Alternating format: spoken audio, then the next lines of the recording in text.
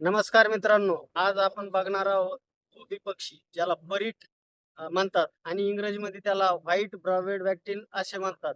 याचा रंग साधारणतः रंग काळा पांढरा असून डोळ्यावर एक सुंदर पांढरी रेषा असते, जी याची खास ओळख आहे. याला धोबी नाव पाडण्याचं कारण म्हणजे याची शेपटी सतत खालीवर होत राहते, म्हणून त्याला धोबी किंवा परीट असंही म्हणतात. हा पक्षी छोटा आहे, खूप सुंदर आहे. तुम्हाला बघायला नक्की आवडेल. व्हिडिओ शेवटपर्यंत बघा आणि कमेंटमध्ये नक्की सांगा. धन्यवाद.